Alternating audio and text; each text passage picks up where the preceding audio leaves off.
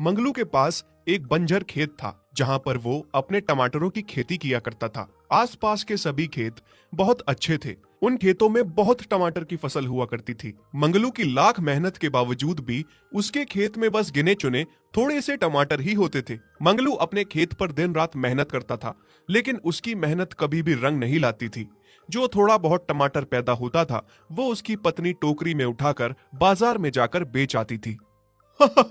मंगलू, मैं तो कहता हूँ तू टमाटर की खेती करना ही छोड़ दे, बल्कि मैं तो ये कहता हूँ कि तू इस खेत को ही छोड़ दे।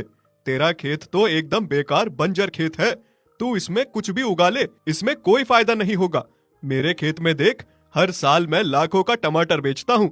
मेरे खेतों के टमाटर तो विदेशों में भी बिकते हैं, और मुझे नहीं लगता कि तुम 1000 रुपए में भी टमाटर उगा पाते होगे। ऐसा कर, ये काम छोड़कर कहीं मजदूरी करना शुरू कर दे, और अगर कहीं तेरे पास मजदूरी नहीं है तो मेरे खेत में जाकर मजदूरी किया कर। मैं तुझे 4 पैसे दिया करूंगा। नहीं नहीं भाई साहब, इसकी कोई जरूरत नहीं है। क्या पता समय रहते मेरा व्यापार भी ठीक हो जाए।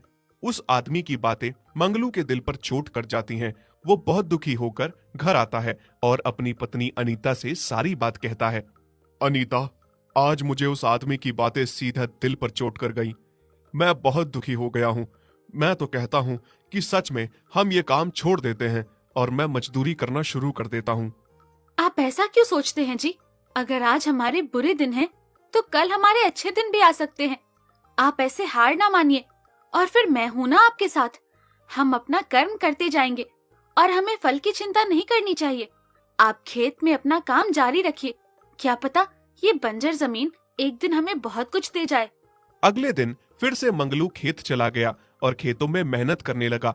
गरीबी के कारण मंगलू के पास ना तो कोई ट्रैक्टर था और ना ही कोई बैल थे जिन्हें जोत के वो अपने खेतों में फसल उगा सके। इसीलिए वो अपने हाथों से ही औजारों से मेहनत करता था। मंगलू और अनीता का एक बेटा किशन है जो बहुत ही नटखट और प्यारा है। माँ, आज मुझे छुट्टी है तो मैं पिताजी की मदद करने खेत चला जाऊं। अच्छा, तो तुम खेत जाना चाहते हो? ठीक है, रुको। तुम्हारे पिताजी आज दोपहर का खाना भी लेकर नहीं गए हैं। मैं तुम दोनों के लिए खाना पैक कर देती हूँ। तुम खाना ले जाओ, तब तक मैं बाजार जाकर टमाटर बेचती हूँ। अनीता किशन को खाना पैक करके देती है और किशन अपने पिता मंगलू के पास खेत आने लगता है। तभी रास्ते में किशन को किसी गाय के रोने की आवाज सुनाई देने लगती है। अरे, ये तो किसी गाय की आवाज है, और वो भी उसके रोने की है। मुझे तो लगता है ये आवाज इस पेड़ के पीछे से आ रही है। जाकर देखता हूँ। किशन जाकर पेड़ के पीछे देखता है तो वहां पर बहुत ही दुबली पतली कमजोर सी गाय रो रही होती है। मुझे लगता है ये बेचारी बहुत भूखी है, इसीलिए ये रो रही है। ऐसा करता हूँ, पिताजी के हिस्से का खाना रख लेता हूँ। उन्हें भी तो भूख लगी होगी, सुबह से खेत पर काम कर रहे हैं। अपने हिस्से का खाना इस गाय को खिला देता हूँ। किशन अपने हिस्से की रोटी गाय को दे देता है और गाय उस रोटी को ऐसे खाती है जैसे वो सालों से भूखी हो। फिर किशन जैसे ही वहां से जाने लगता है तो पीछे मुड़कर देखता है कि वो गाय उसके पीछे पीछे आ रही है। अरे अरे गाय, तुम मेरे पीछे पीछे क्यों आ रही हो? जाओ, तुम अपने घर जाओ, मेरे पीछे पीछे मत आओ। किशन के लाख बार मना करने पर भी वो गाय उसी के पीछे पीछे चल पड़ती है। फिर मजबूर होकर किशन को उसे अपने साथ ले जाना पड़ता है। अरे किशन, ये तुम किसकी गाय अपने साथ ले आए हो?